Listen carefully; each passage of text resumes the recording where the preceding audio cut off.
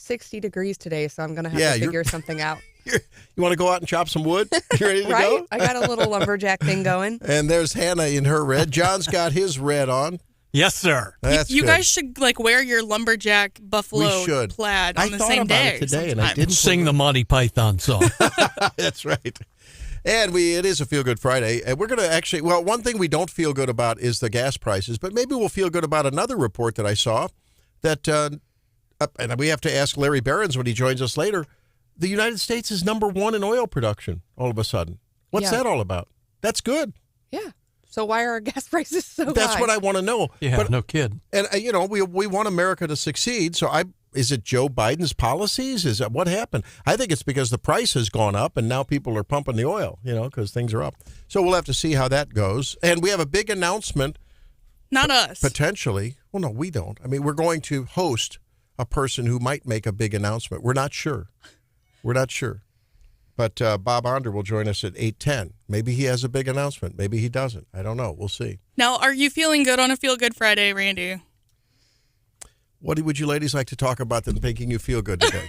It was an honest question. If Mr. Fitzwater in Jefferson City, who formerly I was fond of and I thought was my friend, if he's listening. I hope Scott Fawn is also listening, because this is right up his alley. We had lunch at Jefferson City yesterday afternoon. I parked on the side street there on the south side of whatever block Grand Cafe is on. High Street? I don't know. Yeah, what's that road that crosses there? I don't know, whatever it is. And on the hill. Okay, yeah.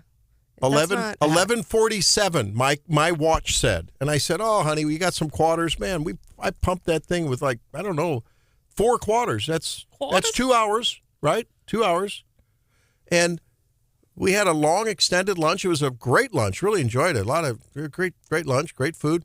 And we walk out, and I casually said, hey, they must be doing some construction. I see a guy in a yellow vest, a fluorescent vest, walking there past my car. Oh, poor little innocent Randy. Do you know the time? In downtown Jefferson City. Do you know the time? Do you know the time on my watch? Which is a very accurate watch. Oh, is it? 1:53. I was 6 minutes late. And Mr. Fitzwater's parking Nazis. $1 a minute, huh? I mean, really? Was it 6 Oh, boy. You're playing right to Scott Fawn for sure. Then it got worse. But wait, there's more. I arrive home still fuming, and I turn on the TV, and I see these illegal immigrant parasite-infected migrants up in New York City. You know, the parasitic diseases are rampant. Yeah, from Denver the water. and other places. Yeah, From the water. awful. Beat up the cop, and he walks out, and he's walking down the street giving the finger. And I got a $6 ticket for 6 minutes late. Hello? Did you give the guy in the vest the finger? How good does that feel? Oh, man. Anybody who has spent a lot of time in downtown Jefferson City, unfortunately, has probably been subject to a parking ticket.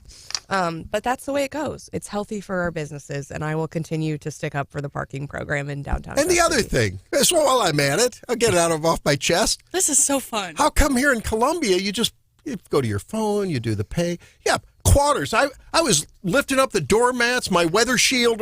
Where's a quarter? Who carries quarters? Why do you say quarter like that? Your St. Louis is showing. Quarter.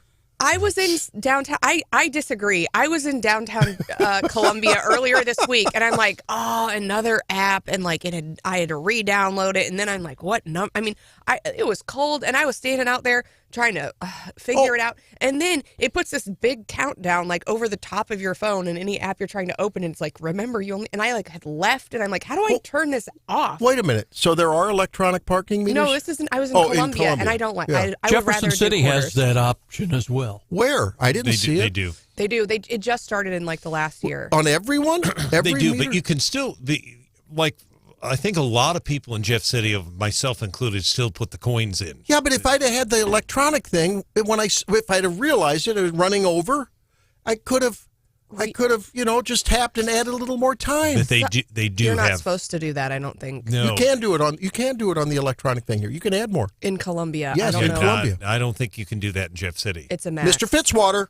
I'm sorry. You wonder why people don't want to build a center. If I was a developer, I'd say, don't be a parking Nazi. Don't be a parking Nazi. Or the argument also could be made that you should maybe just keep better track of time. Or you could park in the garage, which Hannah said she did, and she didn't have a problem. Also, Mr. Fitzwater is working on a new parking garage, which would help. Also, my office is like a block from there, and I told you I can give you a parking pass, and these options were all available. So let's see. For me to park in the parking garage, I paid $2.50. I ended up paying... What? Okay, so it's a $6 citation. What do I have, like $30 in court fees on top of that? Because I'm paying online? So how much did you feed the meter? Am I going to be on CaseNet then, too? What the hell? I mean, you're not on CaseNet for that. You only it's do called that. passport parking in Jefferson City. They have been available at the app So store. feel good about that. Yeah. Well, okay, Mr. Fitzwater, I really do love you, but man, you can't have a parking Nazi. You can't. I mean, let's go back to the purpose of it, though. In those businesses, you've got people who want to eat lunch, and you've got people who have shops. And typically, people can do their business at lunch or at the shops in 90 minutes or less. And if if Randy Tobler parks in a spot all day long, right, then for 4 hours, then he's using up a spot that someone else who needs to get some business Can on we there. agree, though, that a small... What they ought to do, they ought to have technology. There should be a tiny grace period. A tiny grace period. You get a half price ticket instead of a full price one. And I return to my basic tenet. When they arrest illegals and deport them, I'll pay my parking tickets gladly. It's a dual tier justice. Now the ultra wealthy get a preference and the illegals get a preference, but us everyday Americans, we pay our fines. Ron Fitzwater, I'm not sure he has much to do with the other. And there's usually a grace period. I'm not above. I have been there and I have seen them get out the book and they're right next to my car and I'm like, ooh, me. And I run down the block. I'm like, I'm leaving. So there is like a couple of minutes. Please. Yeah. I mean, I have chased them down before. And I'm sorry to the very nice man in the fluorescent vest. You could be using your resources for some better purpose. You could be solving the energy crisis. You could be fighting militias in Iran. Instead, you're wearing a yellow vest going after poor, innocent people who have already fed the meter with a buck. Supporting small businesses in downtown Jefferson City. Randy, that's like being a jerk to your waitress because the kitchen got your order wrong. Like, you can't. He's just doing his job. I'm kidding you. I just pulled up Jefferson City government, and there is an opening for a parking enforcement officer for the city. There you go, Randy. I'm going to sign up. And not do your job and get fired. No, it was a good time in Jefferson City, and I'm just kidding. But people have told me that in Columbia they're very loose on enforcement. Is that right? I've heard that. They have bigger fish to fry, I think. Yeah. There was a shooting last night, right? Yeah, I sent out a text over it last night. We had a shooting at a gas station. A man shot and killed. They've got their hands full. So the police actually... Where is that? Where did it happen? Be the gas station at I-70. It'd be West Boulevard and I-70 Drive near the interstate. Just south? It'd be not far from Cheddar's. Yeah, I'll be darned. Yeah, it'll be again. I did a voicer for John, but yeah, it's just terrible. Many people saw it. The scanner was going. Gosh, like right out in a big. That's a very well-traveled area. According to about 8:30 in the evening, according to maybe 8:15. I've got it in my notes, but the scanner was just. Going very, very heavy, as you can imagine, at that time, and the police have not released a possible motive. There was Nia Hinson from our news partner, ABC 17, did some good reporting on that last night. But yeah, there was person. So the point is that they've got their hand. They're 40 officers short as it is right now, CPD. So you don't see them as much focused on that. Although they will, they do write tickets, but it's not something that. It's not. I wouldn't say a high priority. I'm kidding about the whole ticket thing. It just some people have funny. real problems, Randy. It was real funny. It was just funny. Brian says, "Randy, stop whining." Now, James says Randy's truck won't fit in the garage. I have to tell you a story. I took my Big A truck in that garage about a year ago to make because I had an attorney appointment, and I'll be darned, I couldn't make the turn, and I Yeah, ended it's up. small. I thought I could, and I actually scraped my truck. I couldn't do it. I couldn't make the turn. And now you're channeling Scott Fawn again because I think he has made that exact same complaint. He It's drives the awful. truck and said it's just awful. Well, they're going hopefully with this new conference Yeah. center. They're going to build a new facility. And how old is that garage? I mean, at the time of that garage. It's there's some serious structural issues with that. Mr. Fitzwater, I love you. I love you. It's just it just rubbed me the wrong way to see. I'm walking up to my car, and there's the fluorescent guy walking away. So, do we know anything about the details of this yet? I guess it's a crime scene. They're investigating it. Is that right, Brian? Yeah, it'd be under investigation right now. We know that Christian Tabak gave a press briefing last night live on television, and to the reporters at the scene. I mean, the details are not a lot. Basically, we know that a person was shot about 8:30 at the gas station. This is the Phillips 66 on West Boulevard. Mm-hmm. And I'm not sure if the person was pumping gas. That's a little unclear, but the person who was suspected of this, the man who has been arrested, was captured at the scene. We know the person was shot twice, taken to a local hospital where he later died. Suspect's name has not been released, it's just, we have been pretty fortunate. Don't like to talk about it, but we've been pretty fortunate in because these things go in spurts sometimes. And on your afternoon show, I was coming in almost every afternoon for a while with shootings. After the Dove Drive homicide, where they captured about 7 suspects, and 3, by the way, are still on the run for that, things really quieted down. We've had some homicides in Columbia. However, a lot of those have been more domestic related. Those are terrible. This doesn't appear to be domestic related. I would encourage people, before they know the facts, to withhold commenting. If you look at the Columbia Police Department Facebook, somebody already is trying to blame the shooting on the fact that we have a liberal mayor and saying it's a result of the Democrats. Let's let the police do their investigation right now. Who knows what this is connected to. So we'll see what happens. But the police are being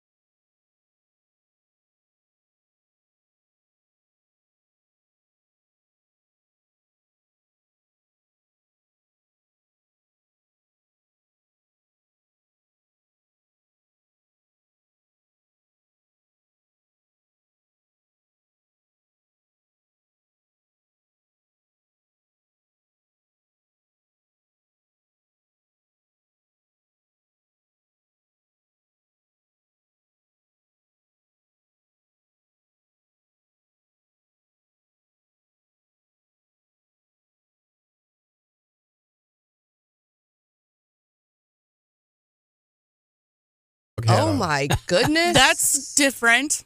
Yeah. Anyway, early. Looks like my Do I hear granddaughter's Sonny and Cher playing in the background? All right, the groundhog has predicted an early spring. And I was just talking about this yesterday. We had a super warm December. January, we had 87 snow days, but now it's warm again. And I'm like, are we headed into an early spring? Punxsutawney Phil did not see the shadow.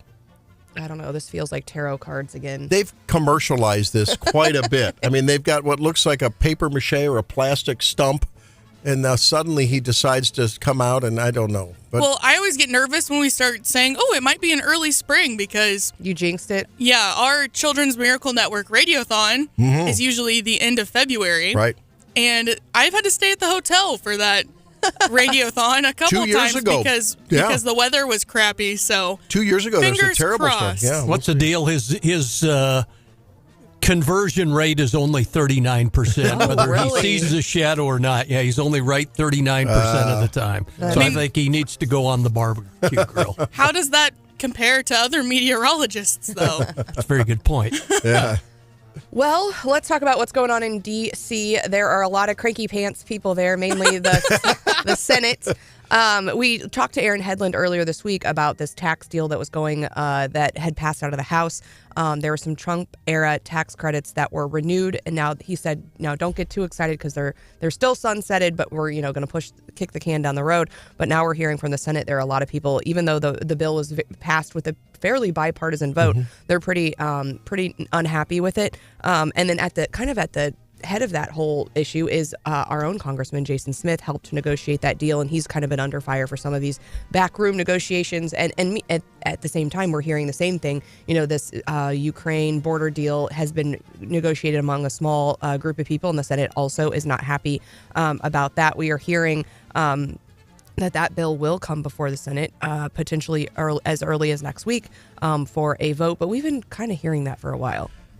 There's a lot of infighting in the Senate, in D.C., just like there is in Jeff City. It's interesting. Parallels. Certainly. And I mean, it seemed like from Aaron Hedlund's, position that we would want to renew some of these tax credits, but there are other things in the deal. And obviously it's still very expensive. And with all that he talked about with the debt, we've got a lot of people who are saying we can't keep spending like we're spending. He said we're looking at a $2 trillion deficit this year, right? I think that's wow. right. I heard that and I thought, man, I didn't realize that. We also have heard from the Biden administration finally that there will be a response to Iran. When? Yeah, When? We don't know. They're saying it's a tiered response. It will be a mixture of things. It's starting sometime this weekend, which obviously with you can't just like give all your plan away.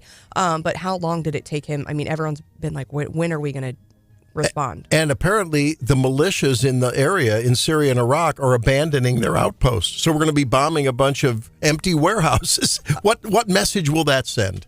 Not a very good one. On the campaign trail, it's been kind of quiet, although we still have all of the details are coming out about how much Trump has paid or owes to all of his various lawyers, and it is shocking. But he is also, obviously embattled in a lot of various issues, but the next thing to come up really are his efforts to remove him from the state ballot. That's going to be argued in the Supreme Court on Thursday, and so all eyes are going to be on that. I think that one's kind of open and shut. I don't think they're going to keep him off the ballot. I don't think so.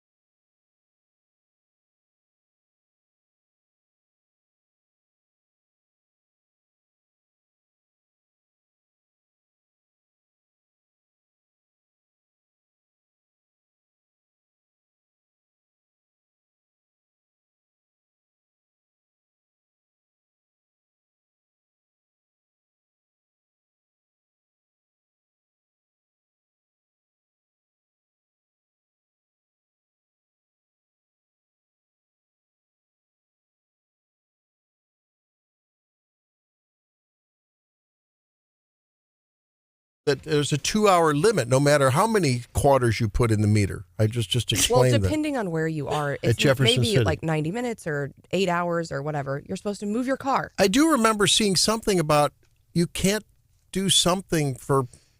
I didn't think this was going to be a 2-hour lunch. I'm glad it was, and it's well worth the citation. And I hope Mr. Fitzwater is able to build a marble sidewalk with my citation money. But it said something about you can't park on either side of the street for some length of time. And I ignored the length of time. I didn't know what it was, but that was probably the problem. But there, I'm an irresponsible citizen. And, John, isn't it true that being naive of the law doesn't excuse you from obeying it, right? That's right. Okay. Ignorance of the law is no excuse. There you go. So it's no excuse unless you're an illegal immigrant, right? Or Hillary Clinton. And you're kicking a cop in the head. That's right. You're kicking a cop in the head. Oh, and don't forget giving the finger to the camera, too. You got to do that.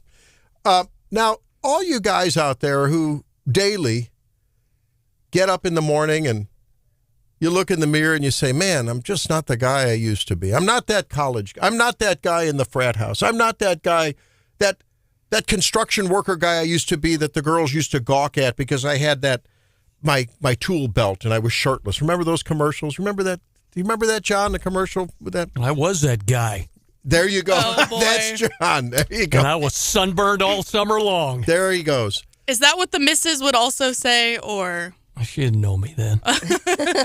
Now, I remind my wife the other day when Patrick Mahomes' viral shirtless dad bod picture hit the news wires.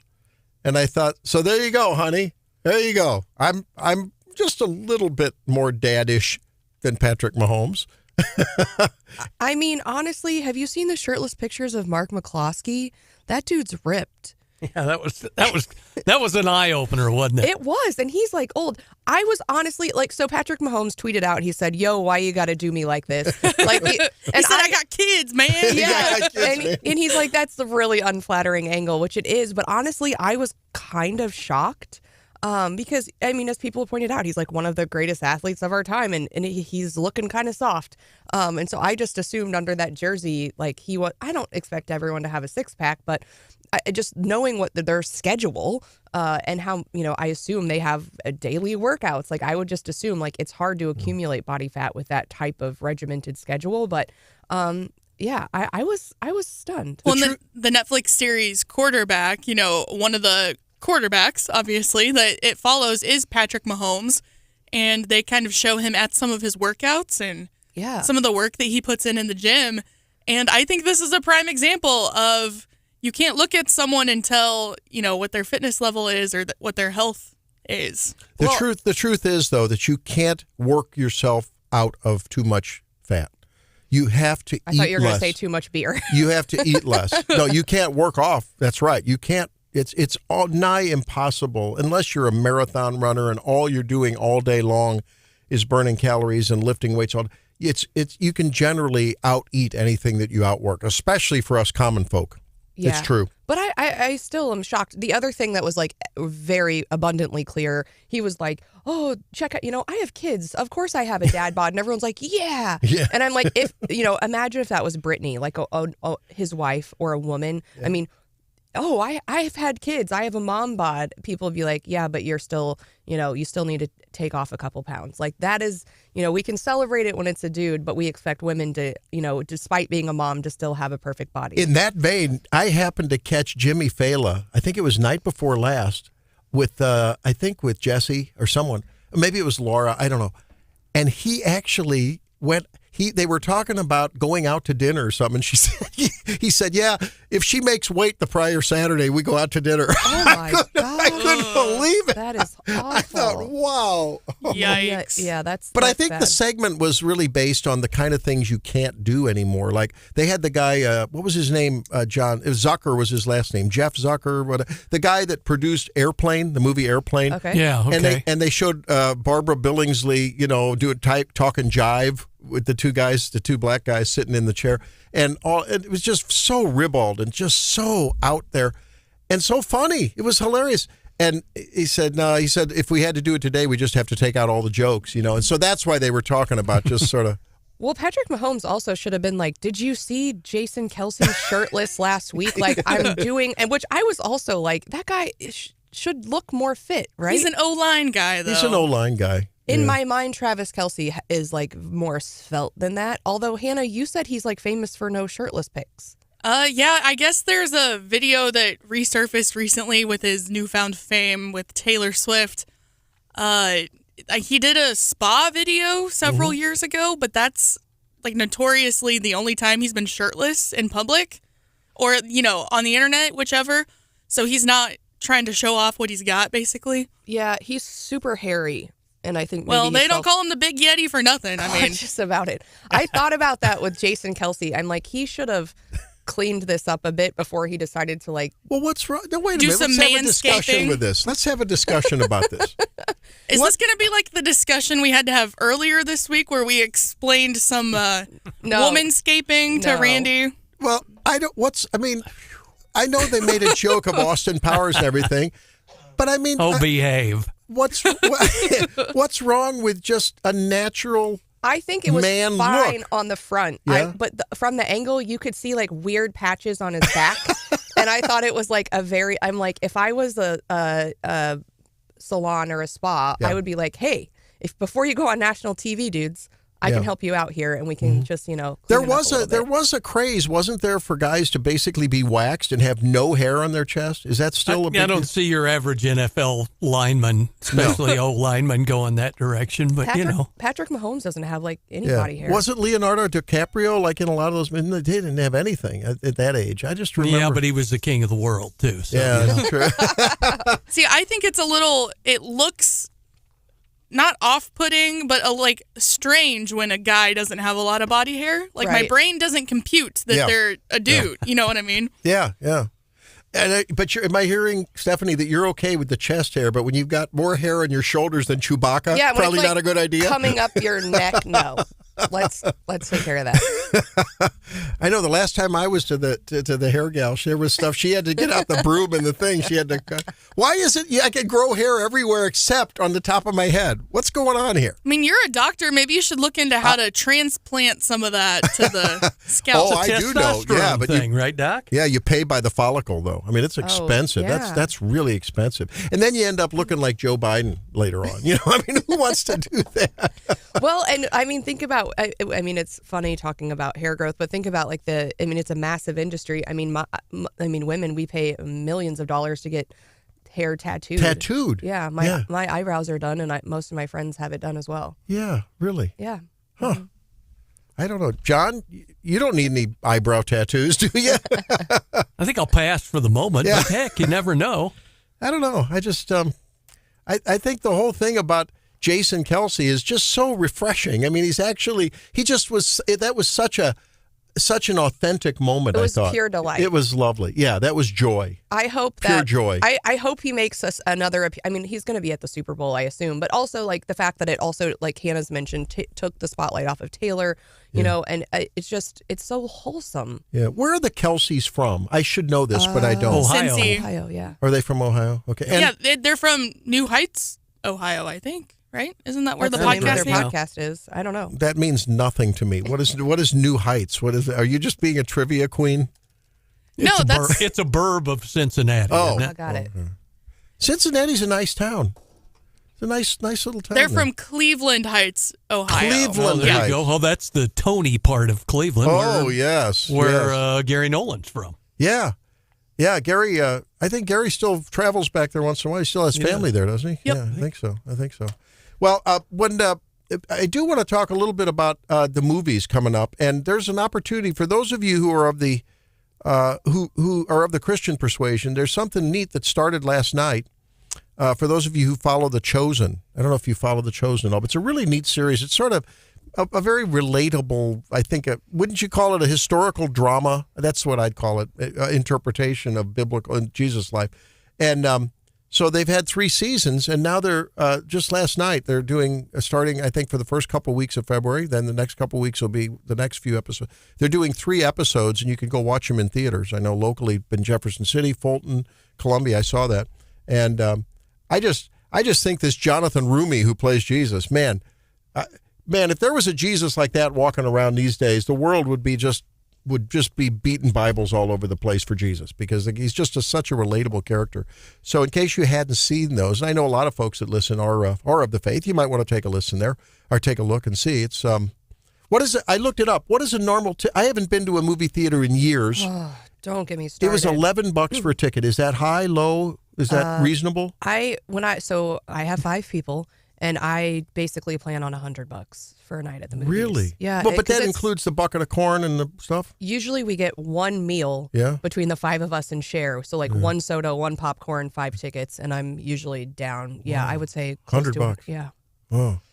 And holy cow. Can be more depending. I mean, the Taylor Swift movie was more expensive. And, you can go, certain times and try to save money, but you can't go for $50. I almost pulled the trigger on pay-per-view era Taylor thing, but I didn't quite do it. I didn't quite do it. You should. No, it's... Would Helene enjoy it? The Taylor Swift concert? Yeah, you think she'd enjoy it? Yeah. I don't know. What do you think, Hannah? There's also a series on Netflix about Taylor. There as well. is? For free? I mean, if you're a subscriber? Yeah. Oh, well, maybe we'll do that. But honestly, I've done more. I mean, they kind of started that during COVID, whether they were releasing on streaming or whatever, and you could just pay to have the movie for 24 hours. And for me, like, it's definitely cheaper to do that. Well, I would have done it if I wouldn't have to pay $6 to Ron Fitzwater for my ticket yesterday. Okay. You have no one to blame but yourself. I know. I blew it. I should have read the destructions. All right. We're having a lot of fun here. It is a Feel Good Friday. When we come back, speaking of entertainment, it seems like a different genre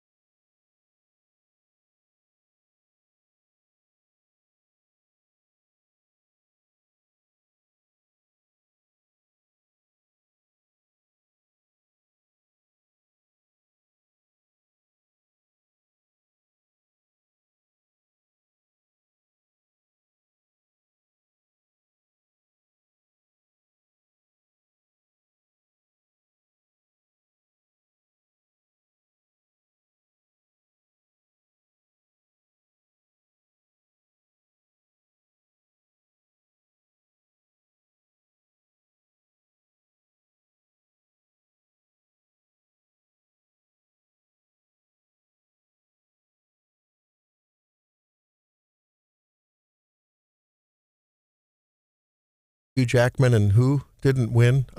She did a great job. Oh, help me here. Anne Hathaway. Anne Hathaway. Man, you wouldn't expect great actors and actresses to be so talented. I mean, they really sang their butts off. Well, that was a star-studded cast. Yeah, that was a great one. Anne Hathaway, Hugh Jackman. Yeah. Who was Amanda? Javert? Who was the bad guy? Javert. He was Russell Crowe. Yeah.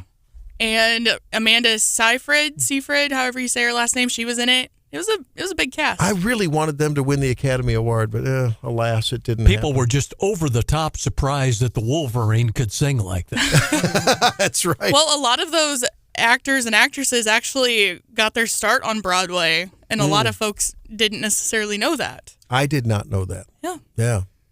Yeah.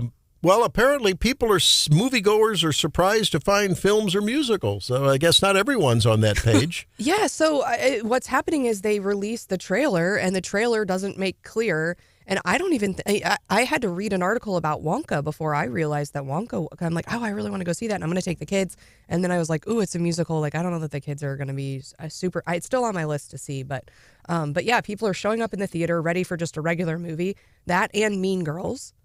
Yes, Mean Girls. And you mentioned that Wicked's coming out too? Yeah, that's this year. I love Wicked. Great show. It's one of my Great faves. show. So Ariana Grande, I think, is in it. And I'm Yeah. trying to think, that also is a star-studded cast. I can't remember who else is in it. But So it's interesting. You said the kids may not like a musical. Do you think that they would process people singing different than animated characters, animated people and animals like a Disney or someone else? Because they love musicals that way. yeah, I think, I mean, like, they grew up with like Trolls, which essentially is like an animated music, it's singing the whole time. So they would probably like it, Yeah. but they might be, I don't know.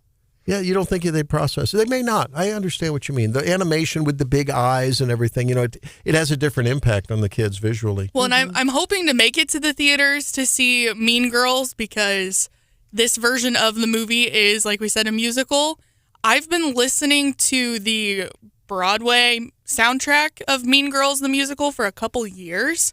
And I'm a big fan of that. So I'm hoping to make it to the theater. See, I only know Mean Girls as a Broadway musical. I never saw the movie. Maybe we should have a movie night. We probably That'd be should. good. John, are you down for a Mean Girls movie night? Why not? There you go. But I remember as a kid growing up, and one of my favorites was Newsies, and that came out in like the early night, and that was a Great musical, one. and everyone loved Great that. one, And so maybe I need to take the kids. And there's another one. We had fun the other day. It was after the show, and somehow you were talking about Hannah, you were kidding Stephanie about tucking her jeans in her boots or out the boots, or I don't understand. Stephanie thinks that jeans belong inside the cowboy boot. She's just hating on me because Gen Z hates skinny jeans. I'm and wearing skinny jeans. I'm going to wear my skinny jeans forever, and you can't put skinny jeans on the outside of cowboy boots. Well, then maybe you just shouldn't wear them together. Yeah, I should do what your generation does and just like wear booty shorts with cowboy boots. Oh, boy. So as we've pointed out repeatedly, and the doctor can relate, jeans inside the boots are just fine if you're in the hog lot. Yes. And probably a better idea, in certain other venues. Like I went out to work the beehives, and I just didn't think about it, and I slipped the bee suit on, and I ended up with the legs inside my rubber boots. The bees found a way to get in there. There you go. Otherwise, there's a bee in your bonnet. Oh boy, I'm telling you. My wife was getting a kick out of it because, I was like, I couldn't rip that clothing off enough because I was getting eaten alive. Yeah, I bet she was getting a kick out of it. Yeah, she does. You ripping your clothes off. No. Let's not talk about the dad bod again. But then it was funny because yesterday I didn't realize this, but Miss Stephanie is a boot aficionado. I said, what kind of boots you have? I said, I like the little ankle boots that go up about that far. Yeah. I think I like Helene's For got yourself or for women? No, well, only when I'm identifying. No, but when Helene wears those, I like those. Those are Little good. beetle boots. And I like the boots that are sort of almost up to the knee. But then, talk about musicals, kinky boots. So I asked Stephanie, do you have any kinky boots? She does. Yeah. You just pointed to your leg. Like, do you have boots that go over the knee? Like Those up are to the kinky thigh? boots? I have some. I have Really? all sorts of boots. Yeah. You have to wear those sometimes so everyone can see your kinky boots. I don't think so. It's a great musical, too. But I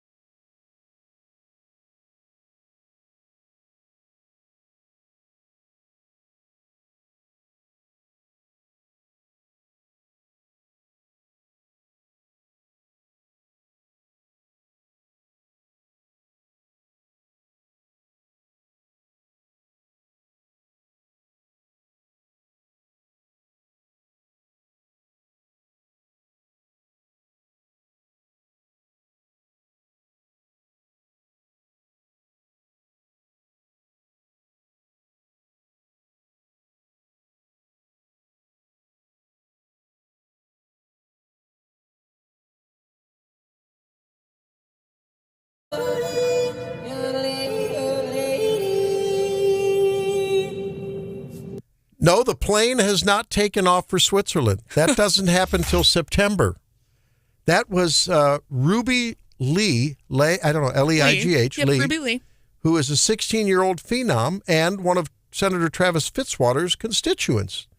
And he posted on X, formerly Twitter, "I'm not sure that anyone's ever yodeled in the Missouri Capitol's Whispering Gallery until today." it was super cool. Wasn't that neat? Let's do it again. That was sort of fun. I thought that was pretty good. Have you been up there, Randy?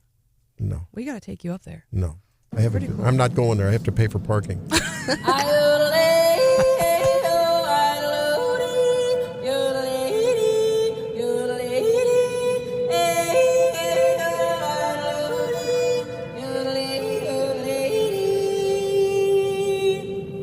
So that's really cool. Yeah. That's talent on loan from God.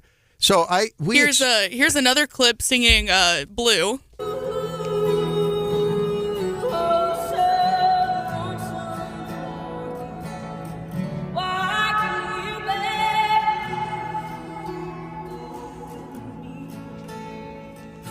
Beautiful. I feel a budding professional music career coming on. Yeah. Oh, Yeah? she's a deal. Yeah, she's very Wow. talented. So what town is she from? She's Foley.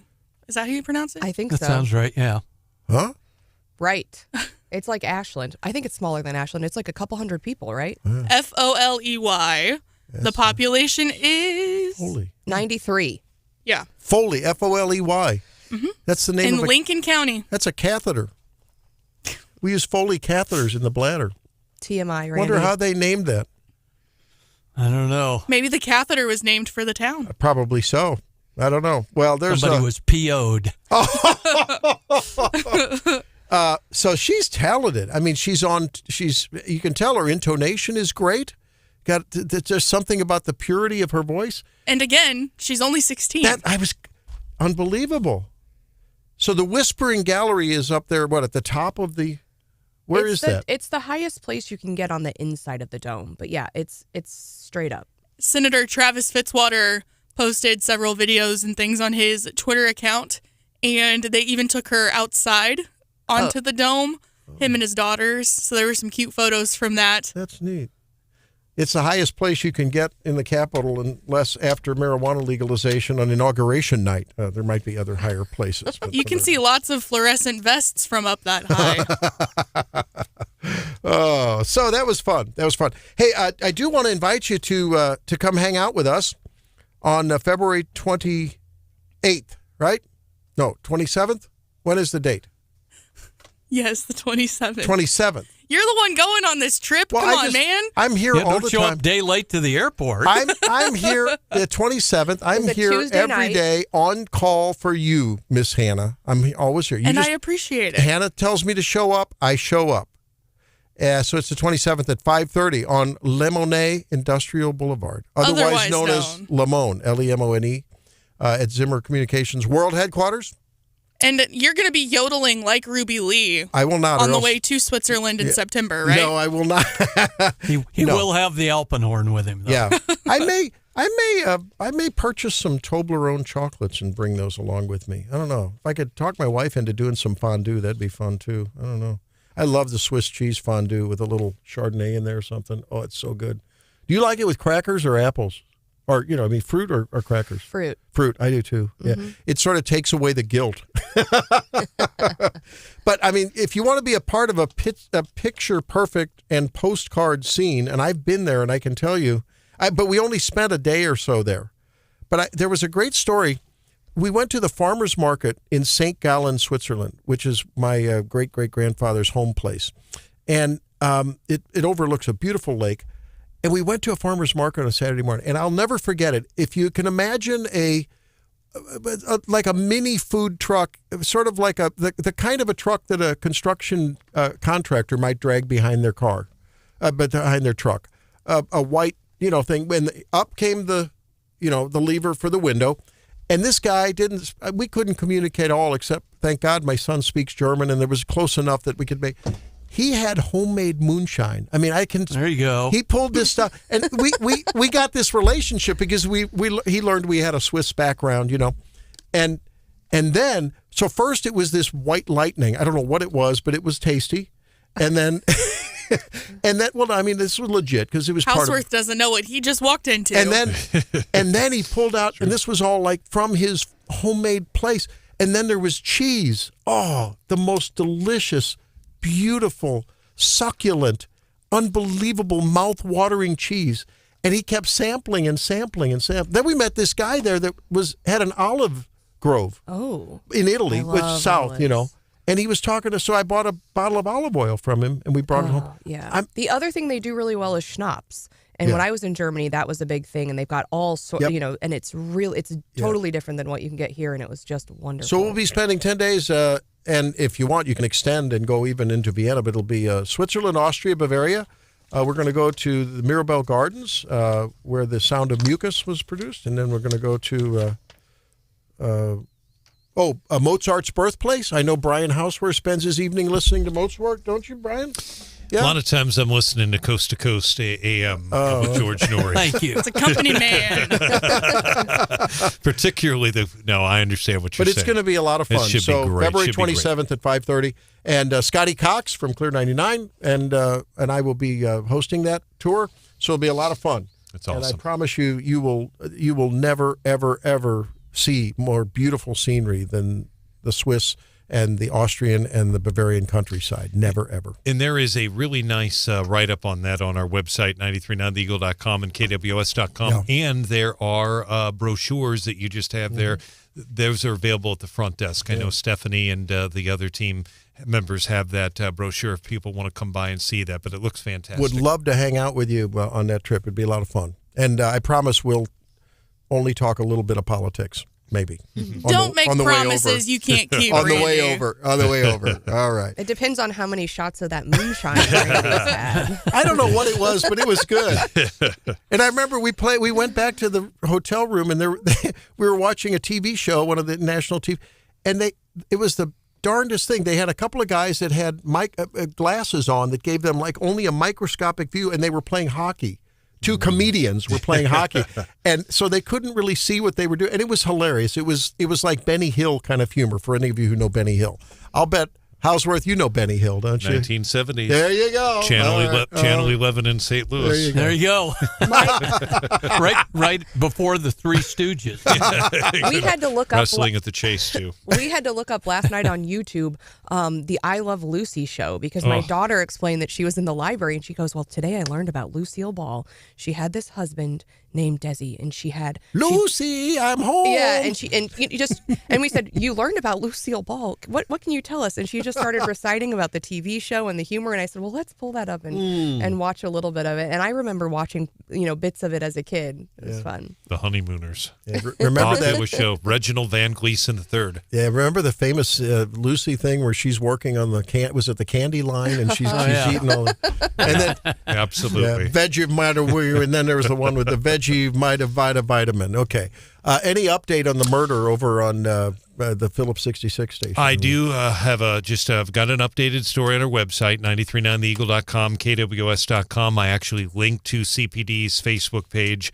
The update is that the police have not released, and I think it's important to know, they have not released the suspect's name at this point. I probably would be hesitant to use it until charges are filed, but we'll see if they haven't even released the name. We know that the victim's name has not been released yet. We don't know if the victim was pumping gas. We don't know if he happened to be there. We don't know if this man, is even from Colombia at this point. What I will tell you, Randy and Stephanie, is it was a very chaotic scene last night. I heard it on the scanner. I could tell it was just... And then right afterwards, there was a chase down Clark Lane that I thought was actually linked to this. I don't believe it was at this point because they said there's one suspect. Don't believe there's any other. But it was just literally right after this, there was the chase.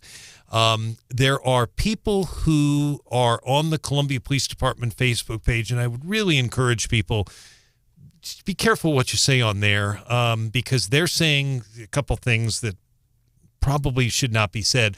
But one of the things they do say that might be something they can say, I would encourage them to share it with the police.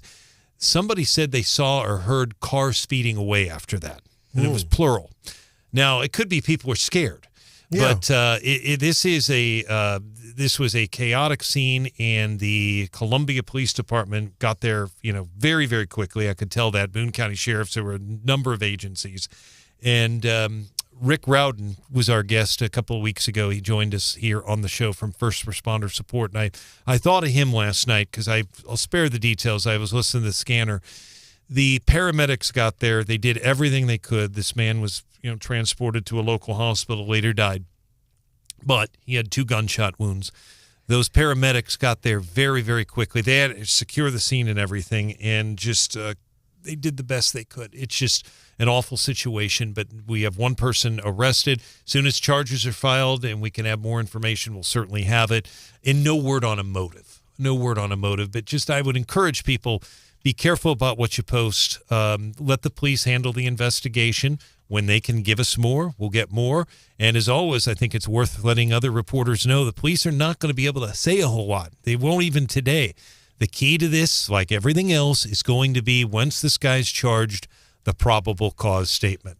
It's probably going to be heavily redacted. They almost always are. But the court documents are going to say a lot more about this than what Christian Tabak could say last night on TV. He was live on both Channel 8 and Channel 17. It was just kind of an impromptu news conference, but he did the best he could. And as he was doing that, Nia Hinson was live on Channel 17, and 8 was too. There was actually a car that was being towed. You could see it in the background, and I don't know if that was the suspect's car. It was a black car. It appeared, it was very dark, or the victim. But that was a very active scene. Yeah. Well, glad that there were no one caught in the crossfire too. You wonder, it was, what'd you say, 8 p.m. in the evening? 8:30. Who knows? There were people. There were. Yeah.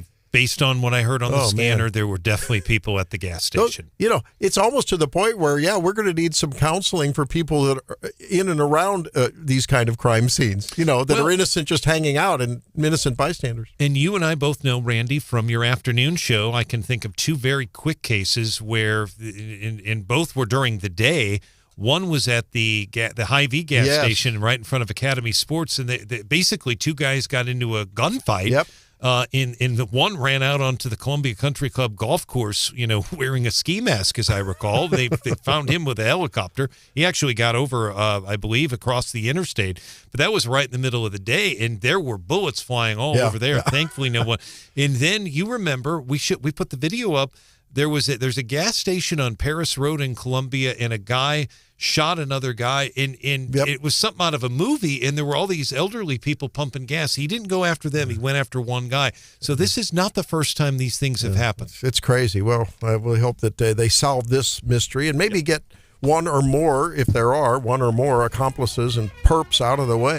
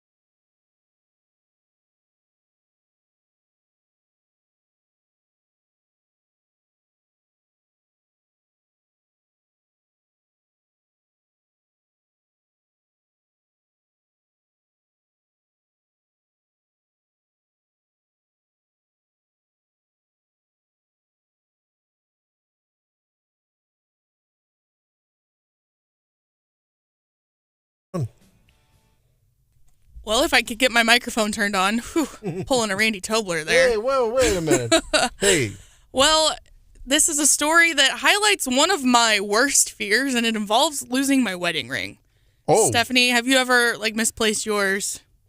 I don't want to jinx myself. I don't think so. There's been like a couple moments where I was just like, I'm not sure exactly where I set it down, but it's never been lost for like a day. Well, and at one of the big Hollywood award shows about a month ago or so, one of the, Entertainment Tonight, red carpet people lost like the 3-carat diamond out of her ring. The band, the diamond out of the ring. Okay. Yeah, the expensive part. And I don't think she ever found that. Oh, my things Lord. like that really scare me. Wow. This lady basically pulled off a miracle.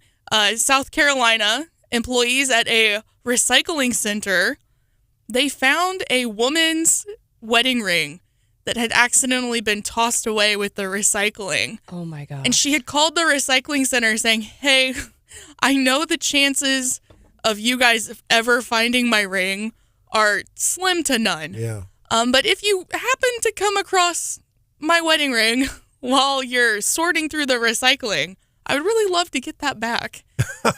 And fortunately, they were honest, and they found the ring, and they returned it to her. So the South Carolina woman is very lucky. Was that just absolute luck, or do they have to really comb through that material during the recycling process to enable that? I mean, that sounds like more than a needle in a haystack. Right. So the normal process that they would do is the recycling would come in, and they would basically dump the whole batch. Uh-huh.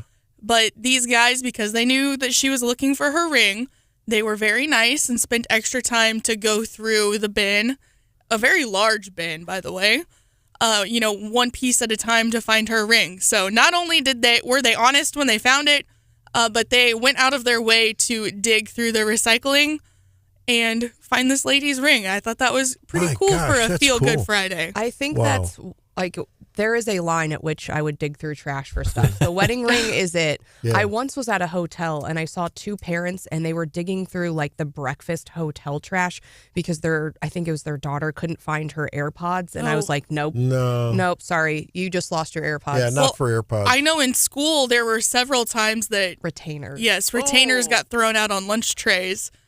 Stephanie, you recently lost a piece of jewelry, didn't you? My mother did. Oh. Yeah. Well, I did lose a piece. I lost At a an hotel? earring at a hotel, and I called and said, "Can you?" And it wasn't, a super expensive one. That's why I will never have super expensive earrings. And I said, I did, and I think it probably got sucked up in the vacuum. Well, a trend now, a lot of times people get like a cubic zirconia wedding ring to travel with when they go on trips in case that happens. On my honeymoon, I saw people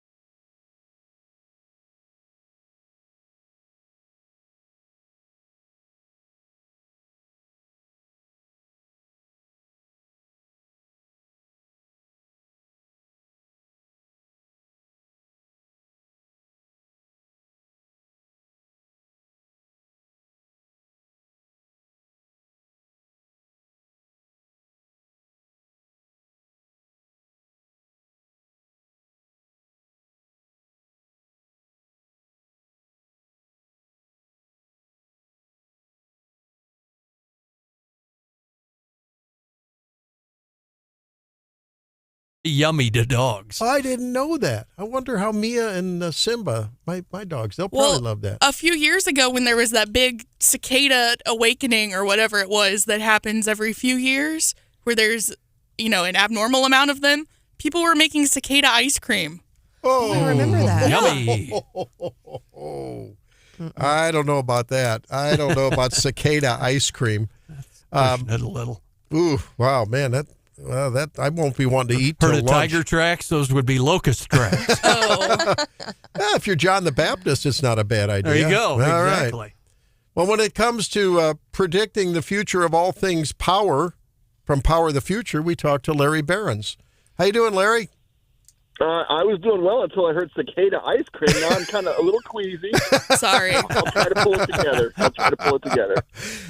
Well, it's that crunch that counts. It's that crunch. It is. We were.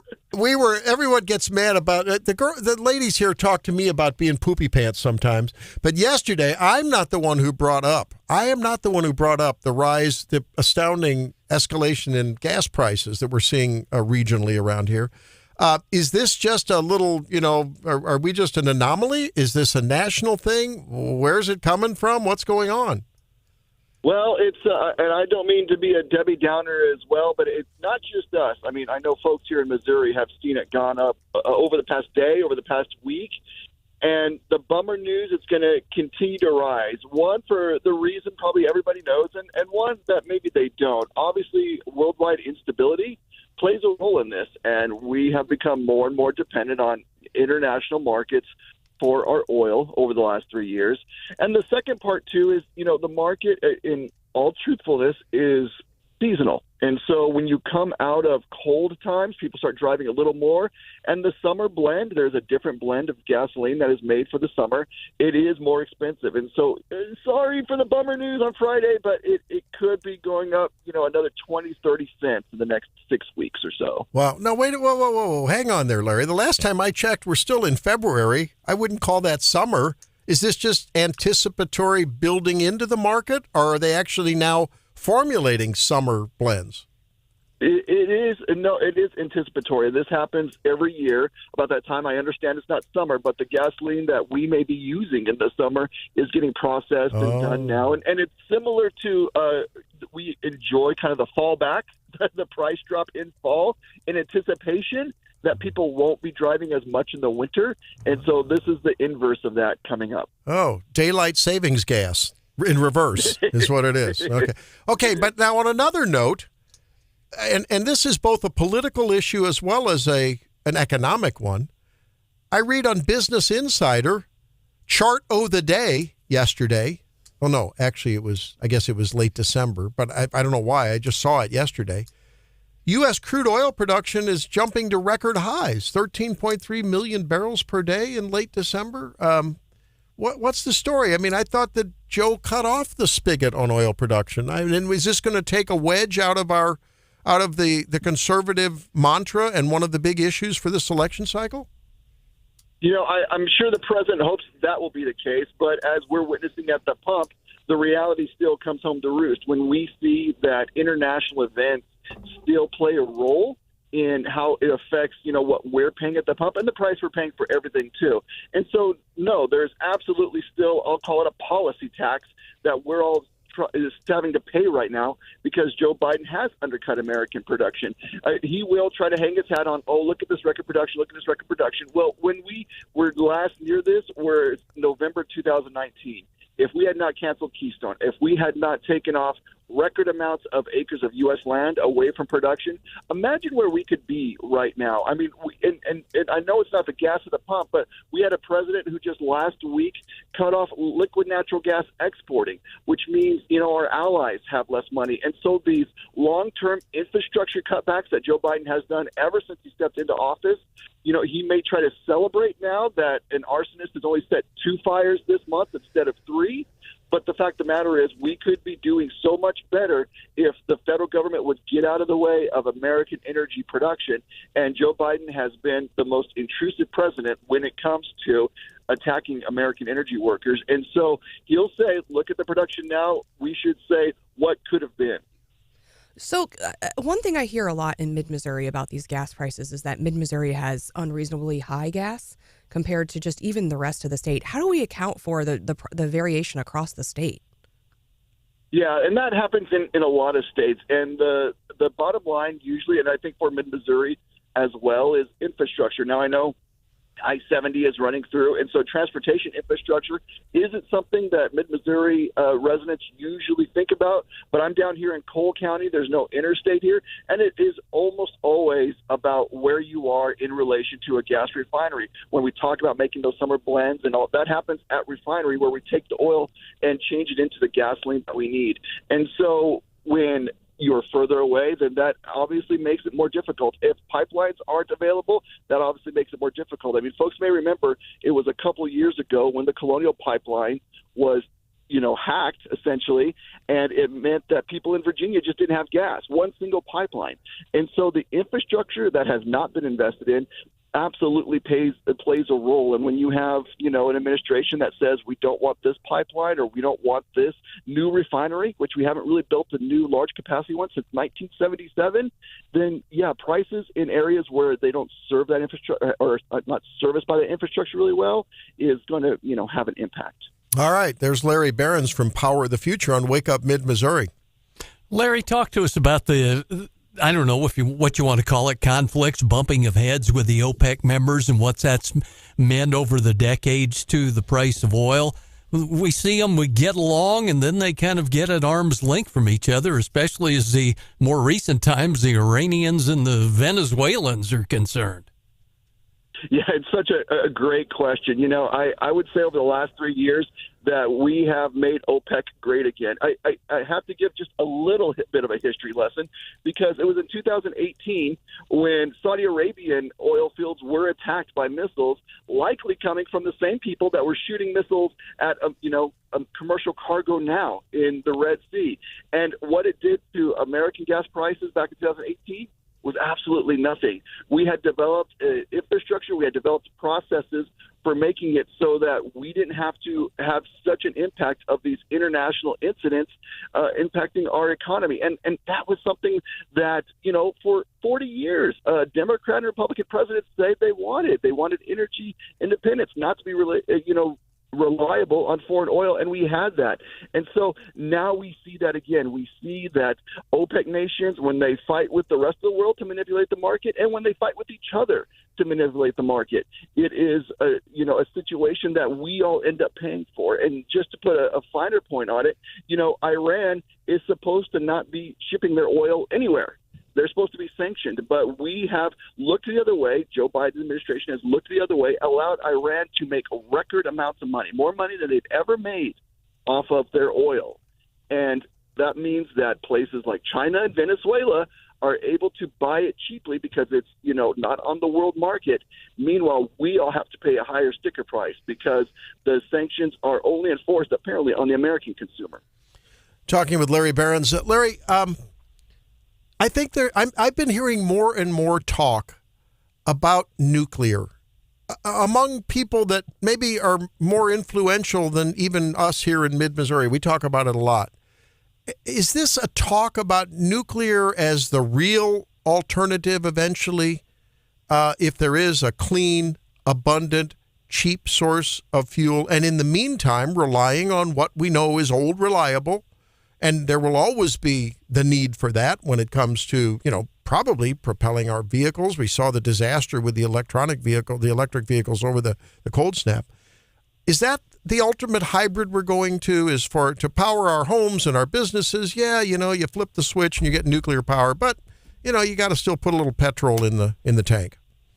Yeah, and it's such a great question. And it gives me a chance to talk about what I like to talk about. We in Missouri are blessed. We in Missouri are lucky. I know that folks probably aren't happy with the gas prices right now, but, if you have a friend in California, ask them what they're doing at the pump right now. It is so much better here in gasoline, and it's so much better here in our electricity because we have a nice mix of things because we have decided as a state, so far at least, to say what is most reliable and what is most affordable, and that helps our residents. Now, I know when folks look at their electric bill, they'll think, oh, maybe affordable? This is difficult. But I can tell you in other places in the United States where they have gone down the road to take things like nuclear, to take things like coal, to take things that are reliable off the table, then they are paying so much more for their electricity. But to your question for the future, nuclear is not considered by the radical left a solution. And even though it checks all the boxes that the radical left claims to care about. And so it is fantastic that we have some of that here in Missouri, but we also need to look at, and I believe there's a bill in the Capitol here in Jefferson City to look at, hey, if we're going to take reliable sources of power offline, then we need to have guaranteed same amount of power coming from somewhere else. Strangely, that is something a lot of states have not done, and I hate to keep bringing them up, but they're the poster child for it. I'm looking at you, California. They take reliable sources, including nuclear, off the table, and then pretend that more windmills will make the difference. And they're finding that they have to import energy from other states, pay a lot of money to do it, and, oh, by the way, face the occasional blackout. Okay. Well, there you go. That makes so much sense when you point to the steps and the major gaffes of major policymakers and the common sense that could be brought to the situation. I nominate you for the energy secretary under Donald Trump. How's that sound in the next administration? Sign him up. Yeah, that vetting process may turn up some stuff from high school. It probably wouldn't go well. All right. Yeah, but anyone that would even give a thought to cicada ice cream, I don't know. I got to think. All right. Hey, thanks a whole lot, Larry. Appreciate it. Yeah, have a great day. All right, there he is, Larry Behrens from Power of the Future. John, you have anything to beat cicada ice cream? I've got him even one better. I can't wait. We'll see. Shooting your mouth off, literally. How's that? Oh, man. This is supposed to be a feel-good Friday. We'll have to see what's up John's sleeve in a minute.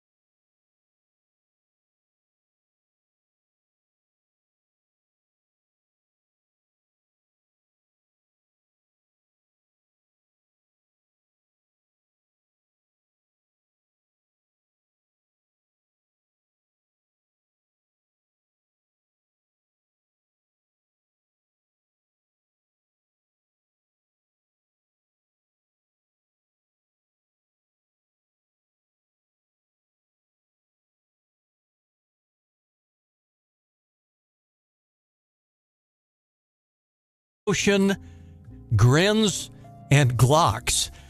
Yep, you got it. Patients who sign up for Invisalign braces can choose between a membership to the Youngsville Gun Club and Range or a free 9mm Glock 19 with a $500 plus retail.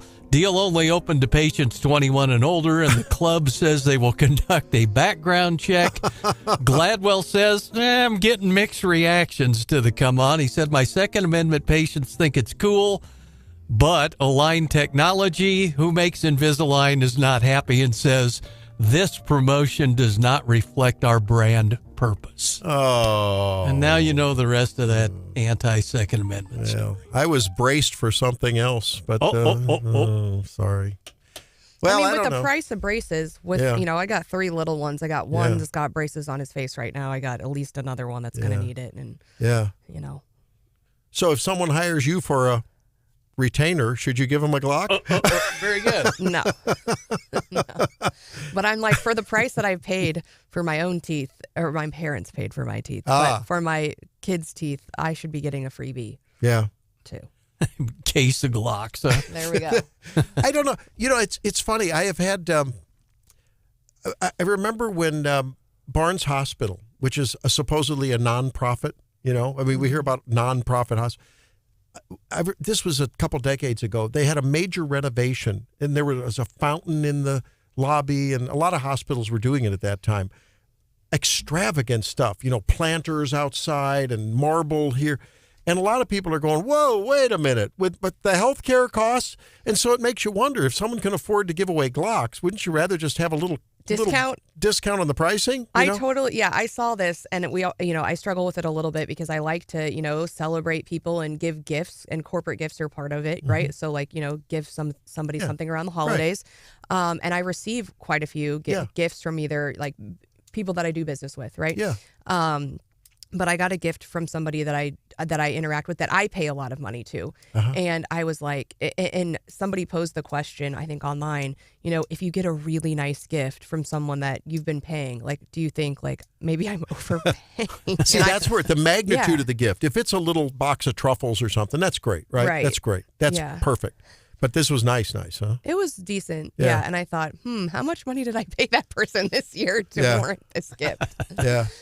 Well, have you priced Invisalign lately? That's all I have to say. Oh, exactly. Yeah, well, we decided with our practice, we weighed on that. Like, well, should we do something like give a bottle of supplements, or what should we do? We don't do a lot of supplements, but if some, fish oils or vitamin D or something, should we do that? And we decided that we're going to change something to where if couples become members, they get a free month rather than the years. Nice. Which is, and because it doesn't really, it's a service that they would otherwise have to pay some bucks for. So. Well, and that so far it's been nice, but I wondered about that. It's like, well, oh man, and you always wonder when you're appointing your office. We don't want it, we want to be accommodating and warm, but we don't want it to be extravagant. You know what I mean? Because people might. I mean, have you been in some lawyers' offices? Yeah, there's some really nice. Yeah, I know. Well, and you go to plastic surgeons' offices. Oh, right. Ooh, wow. Yeah, I mean, I think as a business owner, you have to decide like what is nice enough that gives a good first impression and is what my clients would expect, but at the same time, doesn't look extravagant. But then again, I know for a while my mom and dad were they piddled in real estate. His dad was a school teacher, and he piddled in real estate a little bit. And they went out and got one nicer car. They bought a used car that was nice because, if you're going to sell your house and list your house, you want a successful real estate agent that's making a lot of money for you as the seller, All year round in the bends, right? Well, and then I always wonder, like, people engrave things and then they give them away as gifts. And I get a lot of gifts from other lawyers, and I've gotten really weird items. And I'm like, I get that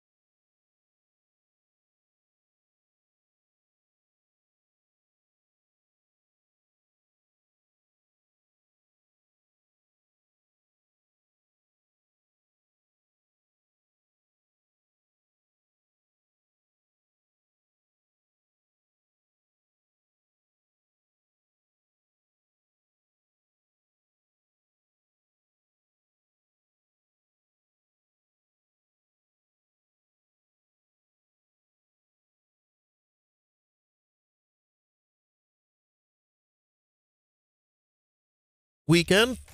There's a lot else happening, extremely exciting. And this morning, not only did we learn that spring will be here early, don't jinx us, but just an hour ago, Dr. Bob Onder, our guest this segment on Wake Up Mid-Missouri, made a major announcement. Welcome, Dr. Bob. How are you? Good morning, Randy. Great to be back. So I'm here on your Twitter feed. It looks like you're changing hats from candidate for lieutenant governor to candidate for Missouri's 3rd District. Tell us what's up.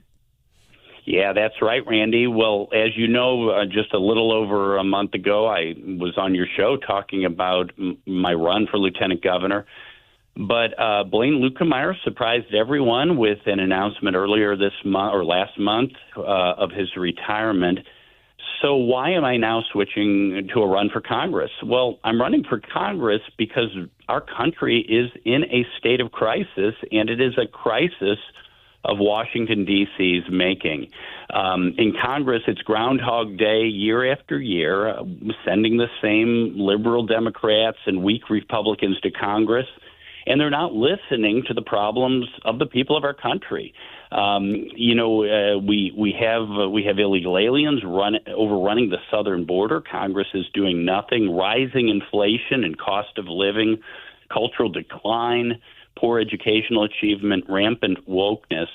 And those problems are all a result of poor leadership in Washington, D.C. So my family was faced with the decision how we can best serve this state and this country, and that's why I am running to be your next congressman. Now, we've heard from a lot of folks in mid-Missouri that they would prefer a mid-Missouri candidate for CD3. When you are talking to folks, if you get that position, I mean, how do you respond to that? Yeah, Stephanie, that's a great question. Yeah, I'll be talking to the good folks of Montauk County tomorrow night about that. We as Missourians, as Americans, face the same problems. We face a country that is being plagued by the Biden open border policy. 7 million illegal aliens crossing our southern border since Biden was sworn into office. And what is Congress doing? This so-called bipartisan border deal of letting in 5,000 illegal aliens a day. That's 1,800,000 per year. Along with those illegal aliens, fentanyl and human trafficking, the rampant spending that's resulted in rising cost of living, $11,000 for the average family since Biden took office, just to maintain the same standard of living. These problems face folks in St. Charles County. They face folks in Boone County and Cole County and Montauk County and Cooper County equally. And I believe that Missourians are all over the state are tired of Washington not listening, tired of Washington that's beholden to the swamp and the establishment, and they want to send a conservative leader to Washington who will listen to them and take our country back. Talking with Dr. Bob Onder, who has just this morning announced his candidacy for Missouri's 3rd Congressional District, that Blaine Luetkemeyer will be vacating. Bob, you've been to this rodeo before. You ran against Blaine in the primary, a decade or so ago? About a decade or so, yeah. Yeah. And it was a good race. What did you learn from that will inform you on this race with a little different flavor? Some other candidates already in the mix. How are you informed? Because if you don't learn from history, you're bound to repeat it, right? Yeah. Well, I'd first like to, Blaine and I squared off in 2008. There were, I believe, 6 folks in the race. I came in second to Blaine, and I have to thank Blaine for his service. He has been a solid supporter of innocent human life, of the Second Amendment. Recently, from his position on the Financial Services Committee, he has stood up to the woke ESG agenda that many in that industry are promoting. So I thank Blaine for his service. But, we had considerable headwinds back in the last election. It was a very short cycle, similar to this one. The geography really didn't favor a candidate from my region at the time. But more than anything, I was not as well known by the voters, having only served one term in the State House.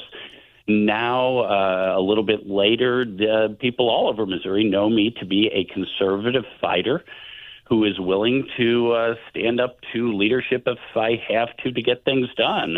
I was a founder of the Conservative Caucus in Missouri, and we had to fight leadership to pass the Second Amendment Protection Act. We had to fight leadership to pass the heartbeat bill. We had to fight leadership to stop the endless expansion of welfare and government programs that it seems the Jeff City swamp always wants to impose upon us. And that same sort of leadership, that same sort of willingness to fight, I believe, is what the people of the 3rd Congressional District want in a congressman in Washington. Dr. Bob, we remember back to a bill that you had when you were in the House of Representatives in the state of Missouri going on, 15 years ago? Yes. That has a lot of import right now, Doc, and that was your bill that passed on immigration reform.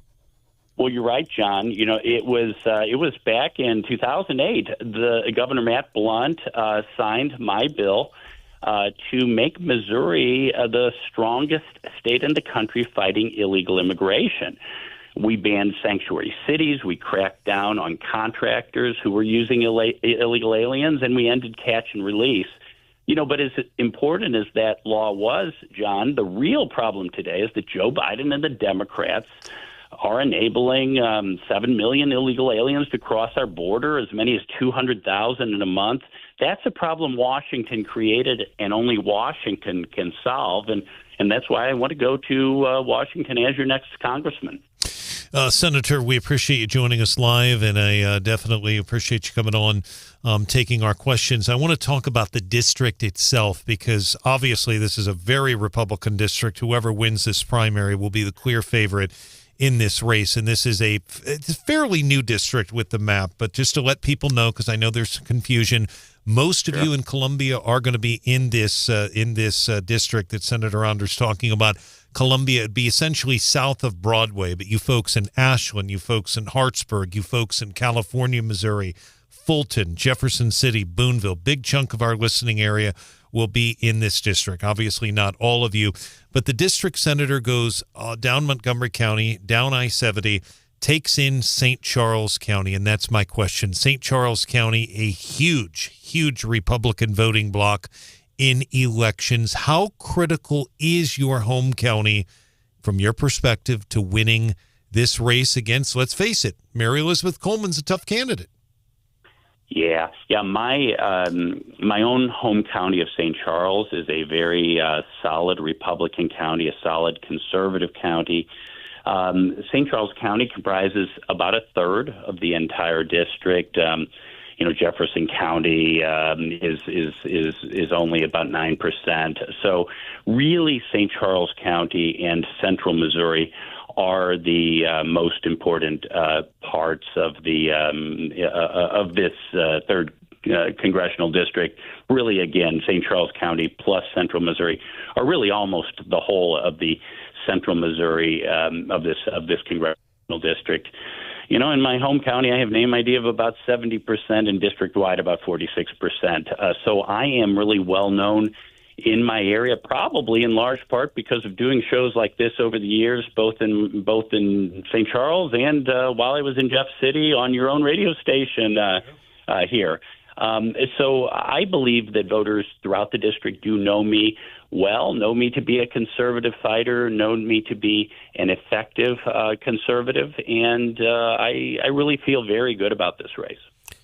Dr. Bob Onder joins us on 104.5 News Radio 950 KWOS and 93.9 The Eagle with a major announcement, running for Congressional District 3 here in Missouri. It's just a strange district.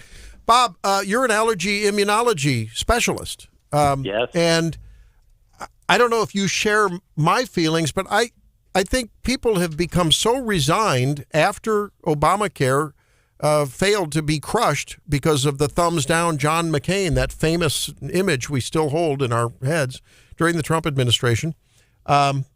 Is there any hope that issue could really be brought to the fore with leadership like yours and others who share a medical background in the legislature, the federal legislature, to try to really bring disruptive innovation and By disruptive, I mean disrupting the increasingly consolidated medical industrial complex, which is choking people's access to great health care. Yeah, that's absolutely right, Randy. The healthcare industry, and I hate to think of it as an industry, is about 20% of the American economy. Just this week I was talking to Dr. Phil Rowe. He's a retired physician who was a retired congressman from Tennessee. He and other Republican physicians in Congress wrote the Obamacare repeal bill. Yes, that famous bill that passed the House of Representatives and that failed by one vote, the famous John McCain thumbs down. So that really tells how impactful, again, but for John McCain selling us out, basically, that bill, largely written by people who understood the healthcare industry, who understood the needs of their patients, we could have repealed Obamacare. So certainly improving our very dysfunctional healthcare system is something that, as a physician in Congress, I believe I could help with. We need to do a lot of things in healthcare, but especially we need to empower consumers, create more consumer choice in healthcare. For instance, direct primary care, which I know you have embraced, is a big part of the solution. If more Americans, more seniors had access to direct primary care, our bills for things like emergency room visits, hospital visits, urgent care visits would go down dramatically. We need Americans to be able to spend more of their health care dollar and not be tied to this government system of Medicaid and Obamacare exchanges and regulations that stifle competition. All the regulations that stifle innovation and competition in healthcare. Things like certificate of need, things like hospital regulations, things like restrictions on specialty hospitals. We need more competition, more consumer choice in healthcare, not the big oligopolies and cartels that dominate our healthcare system today. Yeah, there's no better physician in the land, and I'm confident this will be a vigorous and quite effervescent campaign. This will be interesting, Bob. Can't wait to see how things roll out for you. Thanks for being on with us very, very shortly after your big announcement this morning. Really appreciate that. And obviously, we will be touching base with you, as we will with many of the candidates over the following few months. Look forward to talking to you again, and best of luck, brother. Thank you, Randy. Thank you, Stephanie and John. Have a great weekend. All right, there he is, Dr. Bob Onder. The plot thickens. Mary Elizabeth Coleman just the other day, and now Bob Onder. Taylor Burks was with us earlier.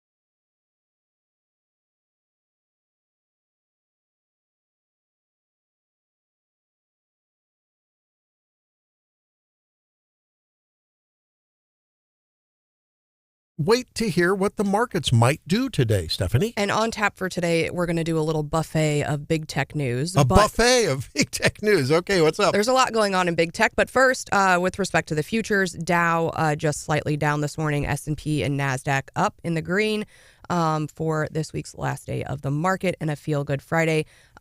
Big tech news out. We had a lot of earnings out this week, which was really exciting. And, everyone can say what they want. We also have a jobs report in today. The U.S. added 353,000 jobs. Better than expected. Better than expected. Joe Biden. That's Bidenomics. It's not there Bidenomics, you go. but better than expected.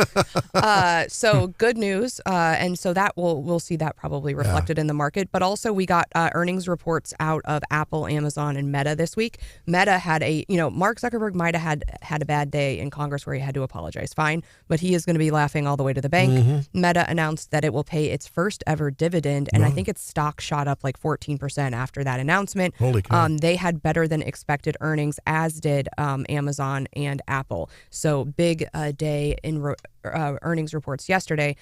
Also kind of in the big tech space, Hannah, and I think this might affect you more than others, but have you seen this drama over TikTok and the Universal Music Group?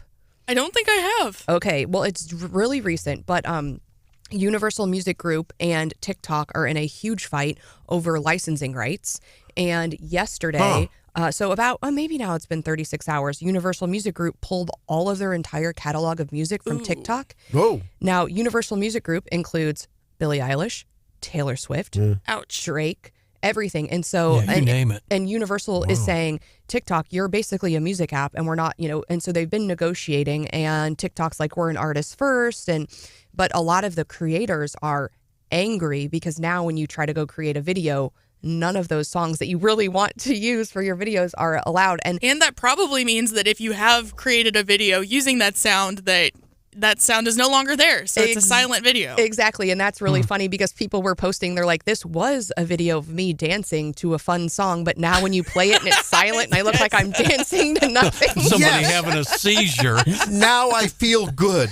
Protecting intellectual property rights. I feel good. Isn't there a video of Stephanie dancing to no music out there somewhere? Really? There is. You dancing to no music? Well, it was a radio thing. In your That was cowboy the boots? deal when her Meta stock went way up. Yeah, that's right. Well, and my question, and I don't know the technology behind this, but if they reach a deal, does all the music like magically reappear on those past videos, or is it only going to be going forward on new videos? So TikTok's just under a lot of fire right now, and I think for so long, obviously, China aside, it's been kind of the hot app among teens. But I don't know about you, Hannah. It's under fire right now for all of the salesy stuff. It's really gotten TikTok shop and dominated by ads, and now with this latest music thing, it's not having a very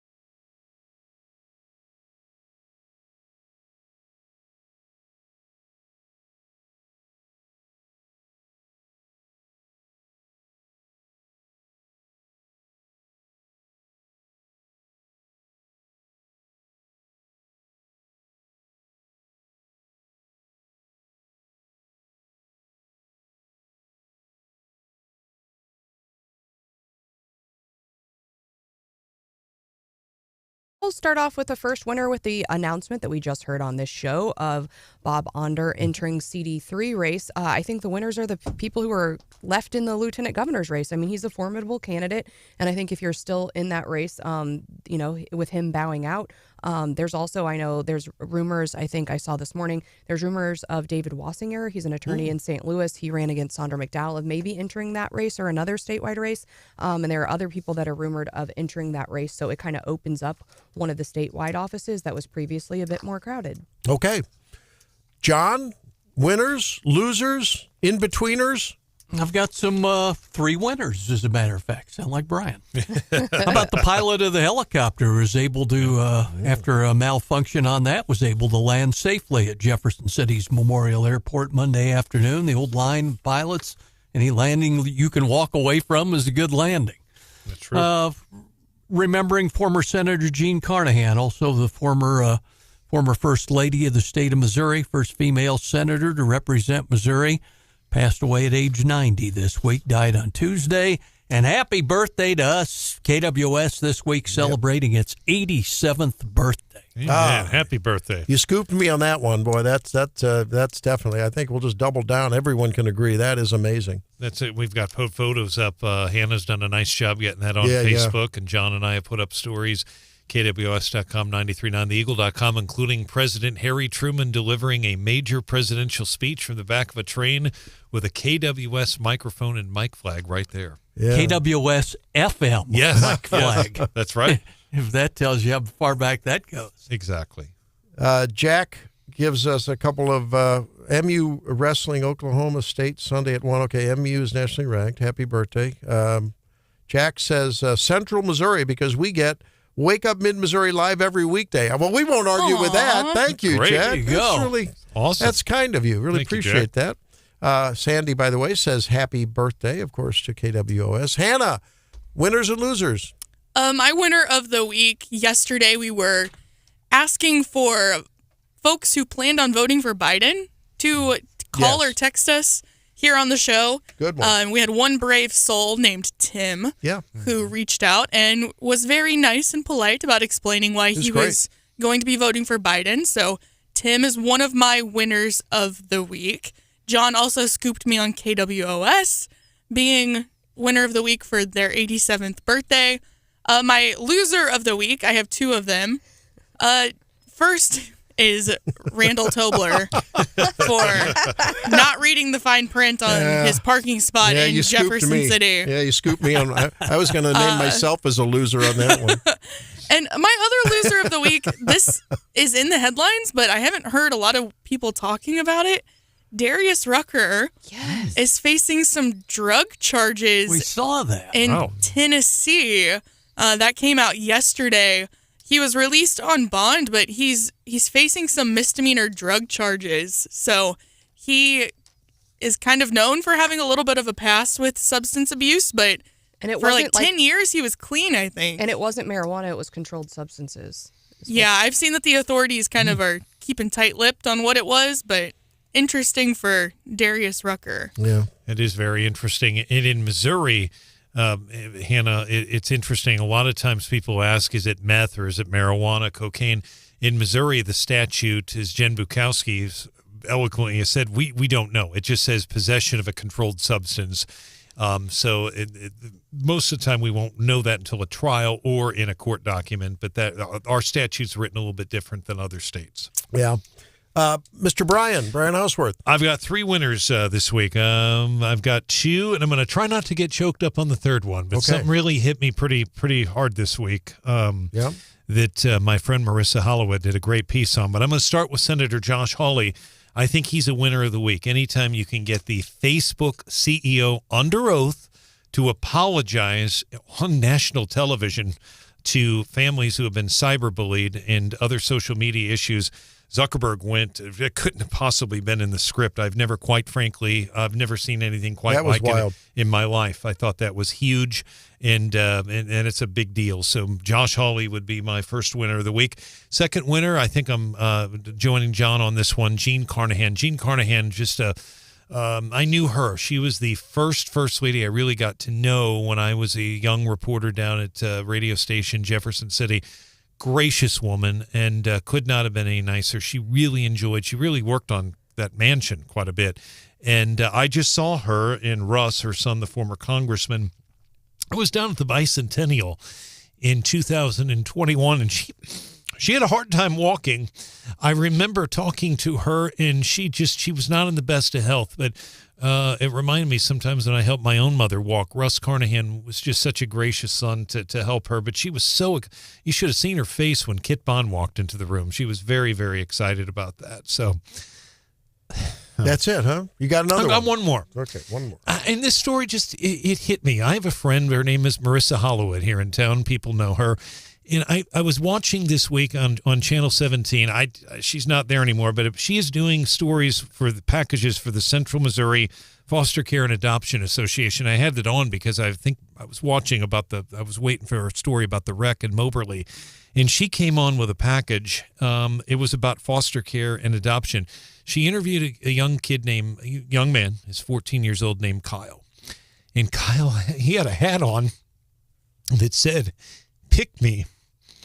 And this young man he just wants to be adopted. It was so, I don't know, it just hit me really hard to see that because I've been showered with love. I can't imagine this young man. I was so impressed, not only with the performance he did and the job he did on that interview, but I thought Marissa putting that on, and she told me she's doing those packages. I reached out to her. I said, "Are you back over there?" She said, "I'm doing some packages for Central Missouri Foster Care and Adoption Association." So Marissa Holloway and a young man named Kyle are winners of the week. And Kyle, I hope you find a home, and I do hope someone picks you. And for folks who want more info, you can go to mofosteradopt.com. Absolutely. Very moving indeed. Well, Rick helped me think of a last-minute winner I hadn't thought of. Okay. Listener Rick reminded us that there are several states, governors, that are supporting in various ways the Texas border problem, and Governor Abbott down there. Because at the same time, you think of the losers in all of the worst kind of a way and in a very sympathetic way. The families of those 4 men, one of whom is now in rehab, the 3 who died, probably the toxicology's in. I heard Dr. Michael Bowden this morning, Biden talking about that. Probably, my guess is this will be probably something to do with fentanyl. There's some murmurs in the reporting about that. This crisis affects everyone. It affects us in this community, in nearby communities, across all of America.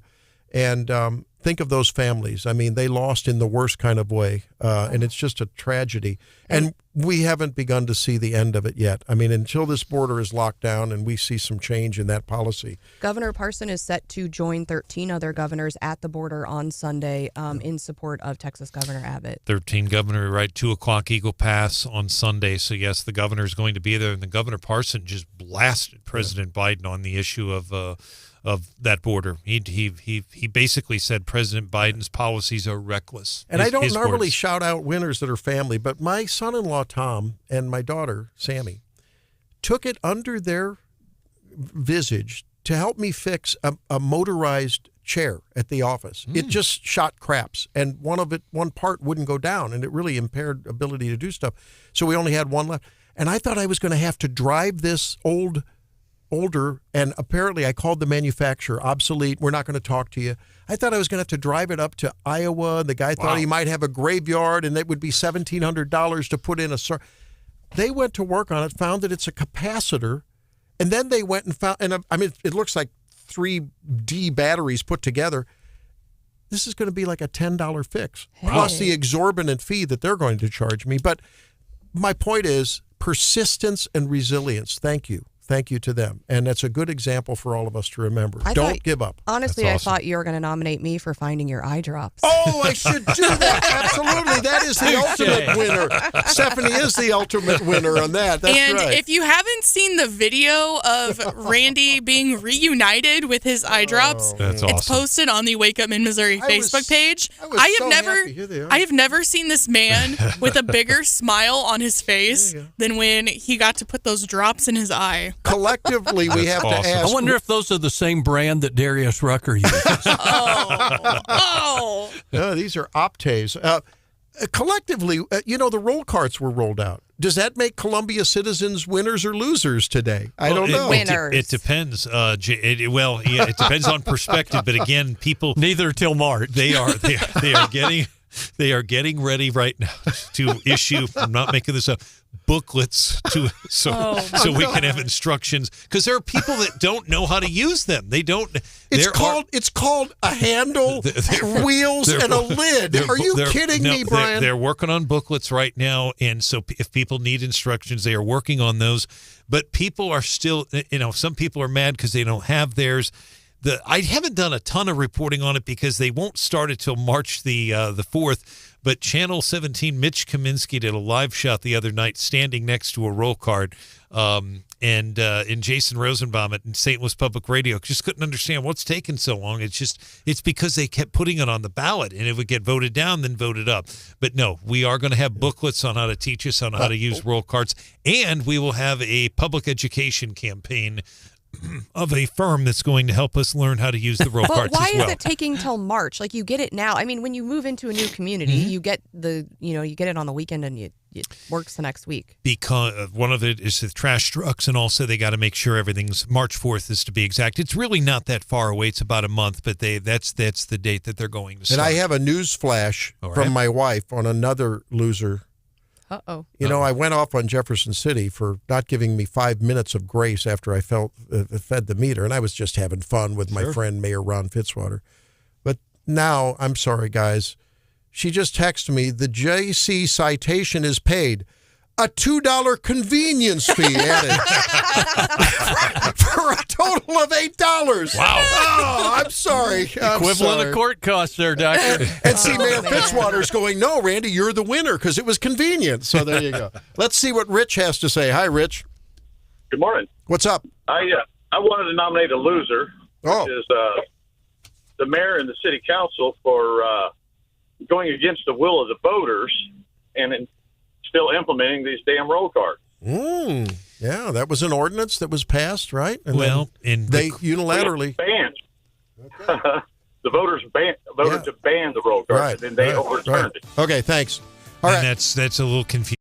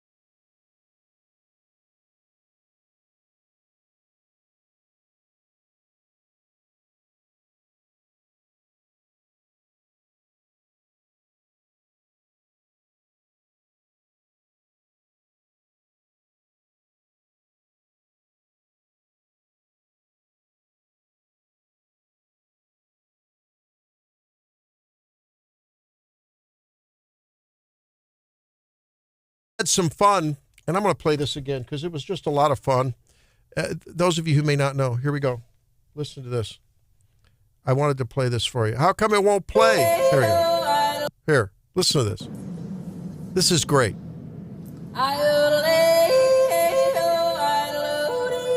Doesn't it make you feel good?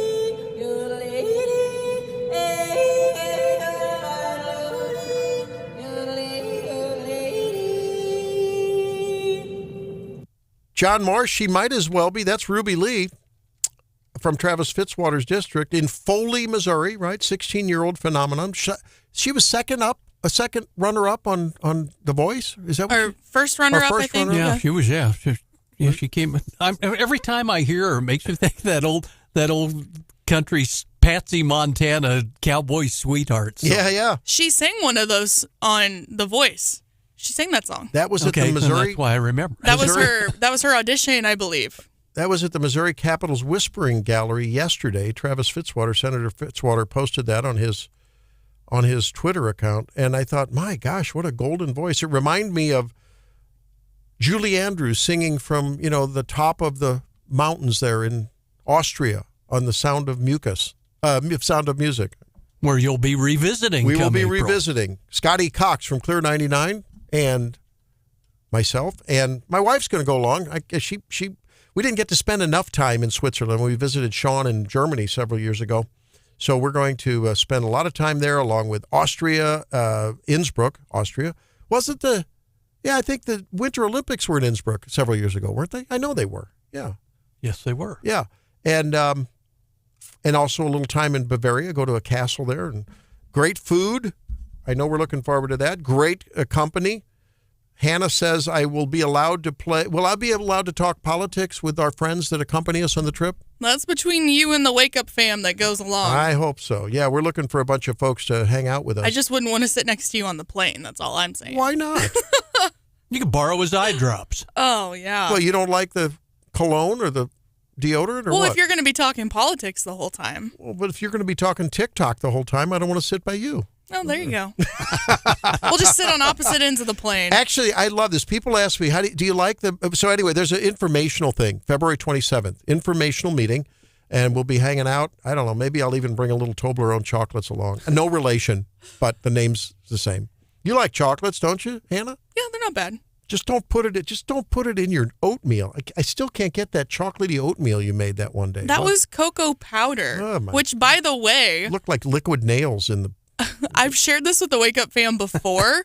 I don't know if I've shared it with you, Randy. Mm-hmm. Growing up, instead of getting our mouths washed out with soap, my brother and I had to take a spoonful of Hershey's baking cocoa. Whoa. Ooh, yeah, that could be right. That's like the cinnamon challenge of a few years ago. Well, my mom used lava soap on it. Oh, yeah. I had some Lifebuoy, I think. It's edible, right? It's not going to hurt you, but it does not taste good at all. Not good for your dog either. Well, good thing we were children and not dogs. But so February 27th, 5:30, you can learn more at KWOS or .com or 939theeagle.com and come on out and learn about the trip. That'll be fun. That'll be leaving. The trip leaves September 27th, so there'll be plenty of time to get ready. Now, Punxsutawney Phil this morning said that it's going to be spring early. Bob Onder declared he's running for Congressional District 3.